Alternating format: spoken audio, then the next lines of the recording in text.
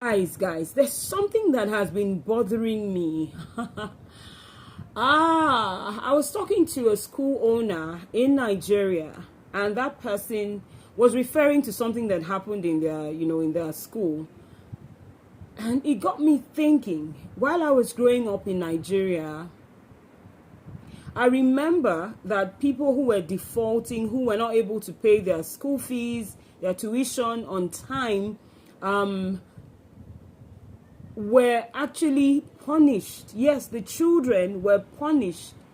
And it got me thinking, while I was younger, it didn't make any difference to me, it didn't really trigger anything.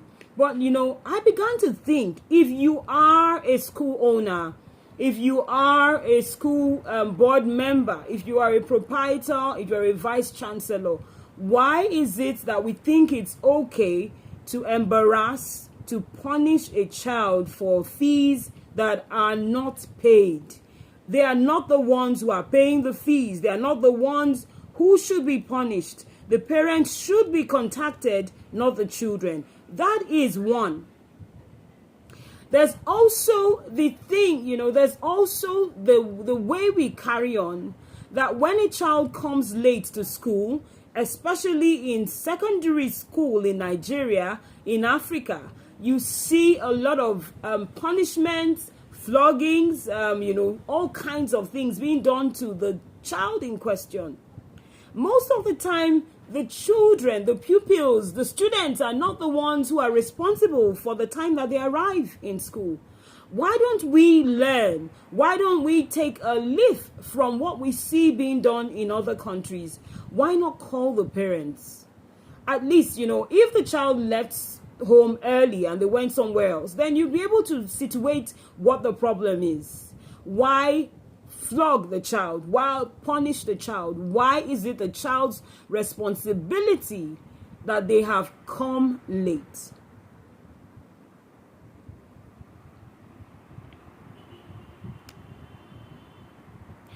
And finally, when a child performs poorly, still is being done today in some places in Africa, that child will be punished. Why didn't you do your homework? Why is your performance going down? And you feel like it's okay to punish the child.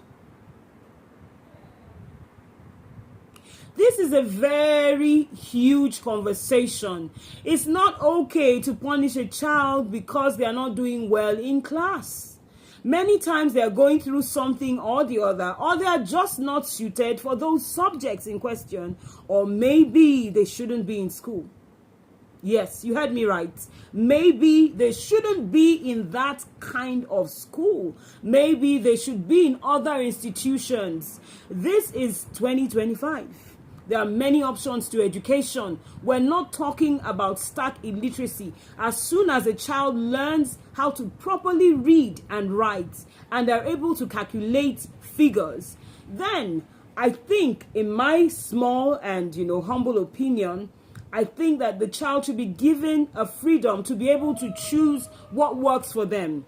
And I think it's easy if we decide to take the time. Why don't we give them some kind of test to see whether maybe they're better at performance, maybe they're better at handwork. I'm talking about carpentry, sewing, tailoring, weaving, whatever that is. Maybe they could even be mechanics without doing the physics aspect of it. We can send them to skill acquisition programs, capacity development, and make sure that they gain the acquired skills instead of failing them over and over in physics, chemistry, and biology. Oh yes.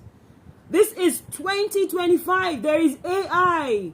There is, all kinds of coding skills. Some of these people who are seen as lazy, who are seen as non-performers in school, become geniuses once they drop out of school. They become geniuses coding. They become geniuses in programming. They become very good assistants, virtual assistants, good marketers. Some people are very good at communication, but they just will not make those grades that you're asking them. If you see someone who is skilled at problem solving, at marketing, and they're just not making the grades, can we not at this point come together as a people, as a community, as institutions, to begin to create other methods and other options for this child to thrive, to gather these talents that they have? Till date, I cannot see anyone who is necessarily a lazy child, a lazy person.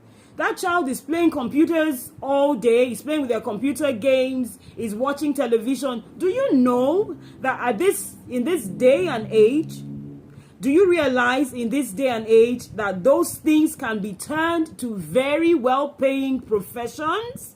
Do we realize that we are the ones who are limited? We are the people. As a people, we hate anything we cannot recognize. If you cannot fit into a box, then we put you away. We call you names. We say they are lazy. We say you're a never do well. We say this is a no future ambition child.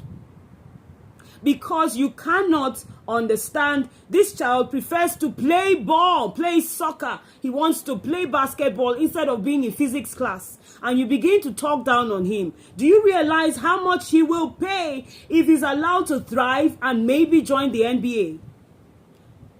I think we should listen. We should calm down as parents and begin to take a bit more time.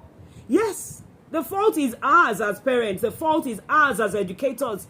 Take a bit more time. Look at the children individually. Do not put everyone in a box. Begin to see, what can this person do?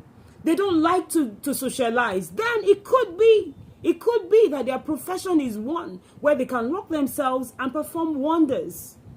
You can't sit in one part of the world and you are playing a game with someone on the other part of the world. You're live streaming and you're making some crazy amounts of money that many doctors or lawyers or engineers or some of these professions that you recognize cannot make.